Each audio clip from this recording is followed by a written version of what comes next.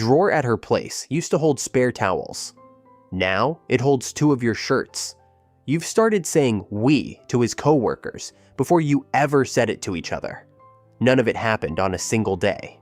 It built up the way weight builds up in a bag you keep adding one thing to, never emptying. By any visible measure, you look like a couple. You eat together most nights. You know her mother's name and how she takes her coffee. Someone at his office already assumes you're coming to the holiday party. What nobody has done is have the conversation. Not because either of you is hiding something. Because every single step toward this was small enough, on its own, to skip a conversation about it. A charger left behind isn't a decision. A key isn't a decision. But somewhere in the pile of things too small to discuss, a shape formed that neither of you chose on purpose. This isn't a story about someone avoiding commitment. It's about what happens to 2 people who arrive at the real thing without ever agreeing to build it. What do you call something that's already fully built if nobody ever agreed to build it? And why does naming what already exists start to feel more dangerous the longer you wait, not less? Think about the actual steps. Staying over becomes staying over most nights. Most nights becomes a toothbrush that stops going home. A toothbrush becomes a shelf. Somewhere past the shelf, you stop checking with each other before making weekend plans, because you both just assume the other one's in it. Each of those moves, by itself, is too small to justify a sit-down conversation. Nobody schedules a talk about a charger, and that's exactly the mechanism. A conversation about "are we together" would have required a moment big enough to earn it, and no single step ever was. So the steps kept happening, and the conversation kept getting skipped. And what accumulated wasn't just closeness, it was structure. Routines neither of you would want to lose. A default person you'd call first with good news and bad. An entire shape of a relationship, assembled entirely out of moments too small to have required your consent. Here's the part that's easy to miss, because it doesn't feel like anything is piling up. It feels like ease. When did you last actually notice something get added? But underneath the ease, something concrete has been accumulating. You've gained access to each other's time and obligations neither of you signed up for, out loud. And the cost of walking away climbs every month. You have keys to each other's spaces now. You're the name on each other's emergency contact, unofficially, the person who'd actually get the call. If this ended tomorrow, it wouldn't be a clean exit. It would mean untangling a life, not just a fling. That's real interdependence. It functions exactly like a relationship, because in every practical sense, it is one. The only thing missing is an agreement about what any of it means to either of you going forward. You've built the entire structure of a partnership and skipped the one conversation that would tell you if you're both building the same thing. Here's what makes this harder to fix the longer it goes on, not easier. Every month that passes without the conversation raises what the conversation could actually cost. Early on, asking "what is this?" risks very little. You'd both shrug and it would barely register. A year in, with a key made and a shelf full of someone else's shirts, the same question risks everything you've built. Friends already think of you as a couple. If the answer turns out to be different for each of you, you're not walking away from a few dates. You're walking away from a life that quietly became shared. So the more genuinely real the relationship gets, the more dangerous it starts to feel to ask what it actually is. Which produces a strange result. Isn't it the couple who've built the most together who are often the ones least willing to say a word about what they've built? With the conversation unavailable, something has to fill the space where an answer would go. What fills it is interpretation, and the 2 of you are very likely reading the exact same behavior as evidence for 2 different conclusions. One of you looks at the shared calendar, the shelf, the key, and reads it as settled. Already a relationship, obviously. Why would we need to say it out loud? The other looks at the same evidence and reads it as still open. Nothing's been claimed, so nothing's been promised. Same key, same shelf. 2 completely different private facts. Neither reading is unreasonable. That's what makes this so hard to catch. Behavior is genuinely ambiguous once you strip the conversation away from it. Does moving in slowly mean you're already together? Or does it just mean 2 people who like each other's company stop checking a calendar? Without a defining conversation, that question has no answer. It only has two private ones, held by two different people, neither of whom knows the other's version. Now add one more layer of confusion. Hesitating over the label doesn't always mean hesitating about the person. Someone can be genuinely still, deciding whether they're ready for what a real definition would require of them. That's a different internal state than someone who already knows and is simply avoiding the cost of saying it. A person figuring out their own readiness and a person quietly withholding can produce the exact same silence from the outside, same pauses, same vague answers when a friend asks how it's going. From where the other person is sitting, those two states are indistinguishable. Which one are you dealing with? Genuinely, you often can't tell yet, and neither, sometimes, can they.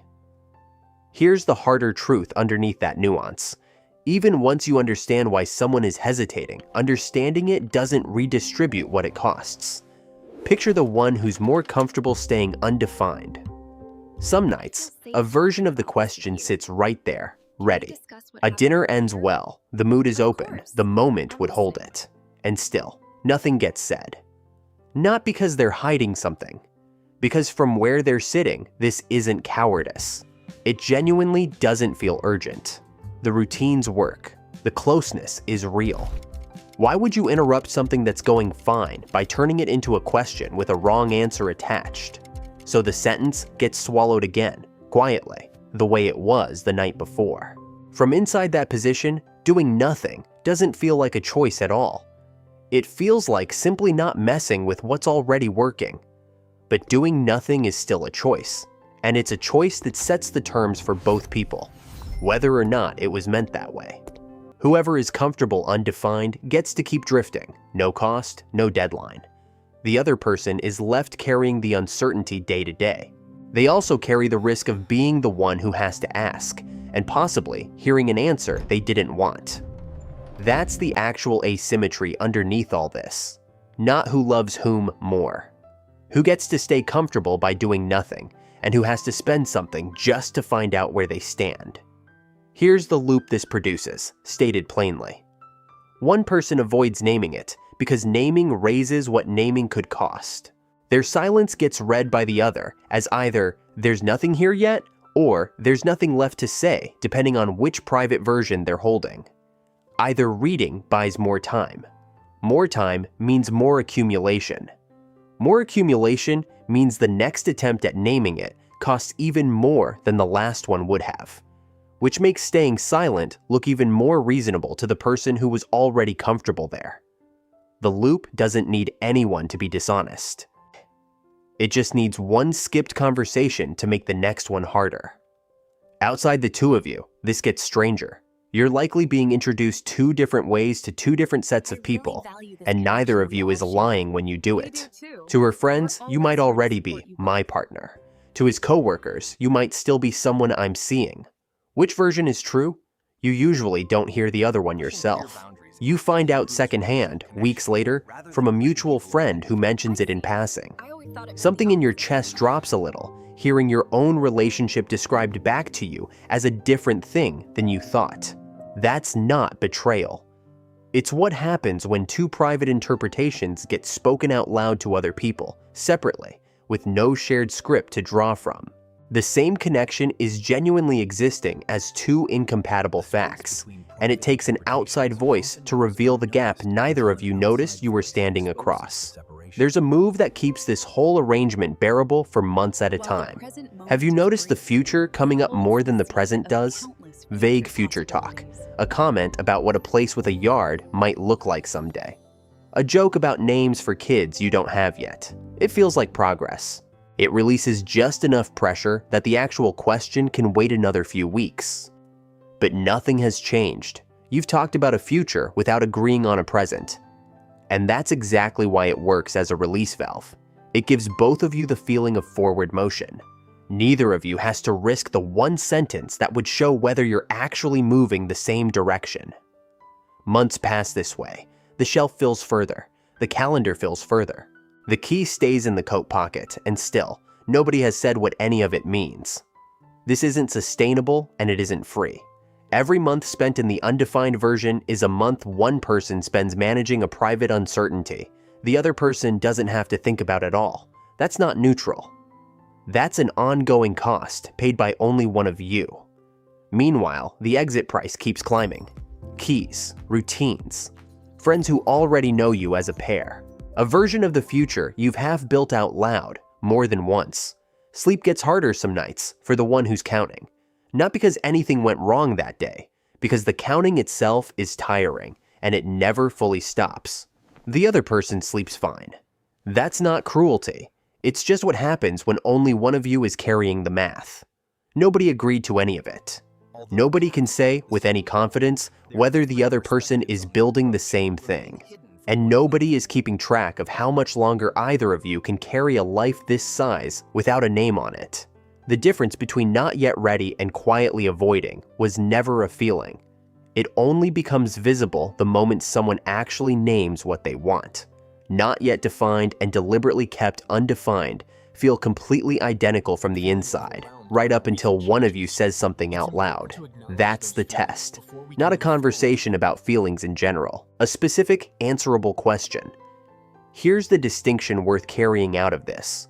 A person who's genuinely still deciding responds to being asked with something real, even if it's uncertain. A person who's been avoiding it responds to the exact same question with irritation, deflection, or a sudden need to make the moment feel unreasonable. Watch what happens after the question, not before it. That's where the two states stop looking the same. The mistake is asking the wrong question in the first place. What are we hands the other person a verdict to deliver, cold, out of nowhere, with no shape to react to. That's a hard sentence to answer well, whether or not you're avoiding anything. Try the other version instead. Describe what already exists, plainly, and then ask whether they want to keep it. Something closer to, we've basically built a life together over the last year. Sus, I want to know if that's what you meant to build too. That version isn't a test, it's a description with a real, answerable question attached.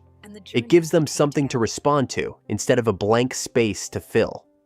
If you're the one who's been comfortable letting this stay undefined, the honest move is smaller than a grand declaration. It's simply not treating your own silence as neutral. Doing nothing is not a favor to the other person. It's a position, and it's costing them something every week you hold it.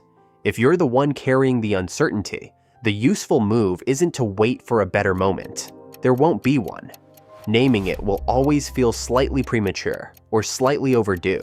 Ask anyway, in the descriptive form, and pay attention to what happens after, not to how the words land in the first 10 seconds.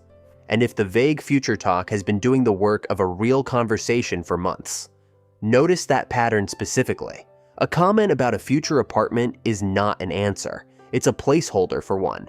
A definition was never going to upgrade this relationship into something bigger than it already was. That's not what it's for. What it does is much smaller and much more useful.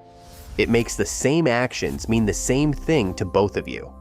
Right now, the key means one thing to you and something else to them. The shelf means one thing to you and something else to them. A definition doesn't add anything new to the relationship. It just makes sure you're both finally describing the same one. Without it, two people can spend a year living in what looks, from the outside, like a single relationship, while privately living in two different ones. Not because either of them lied, because nobody ever said the sentence that would have made the versions match. You didn't need a ceremony to build what you've built. It happened the way most real things do, in increments too small to notice individually, adding up to something neither of you would recognize as a decision.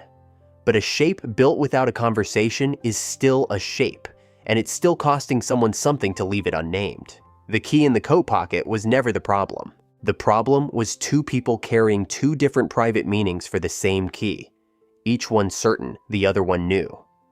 Somewhere in the next few weeks, you'll have the chance to say the plain, describable version of what you've already built, and ask if it matches. Not because the relationship needs upgrading, because it deserves to be the same relationship for both of you, instead of two private ones wearing the same routines. Some of this resolves in one conversation. Some of it takes longer, because trust in an honest answer has to be built the same slow way the routines were. Either way, the shape you've already made isn't the question anymore. What it means is, if you finish this already, knowing the one sentence you wish they understood, say it in the comments. Even writing it down for yourself first is worth doing. A lot of those sentences get carried around for months and never actually said out loud. If this described your own key, your own shelf, your own vague future talk, send it to the person it's about. It might say the first, hardest part of the sentence for you. We look at what happens in the space between two people every week, and this particular silence is one of the most common ones there is.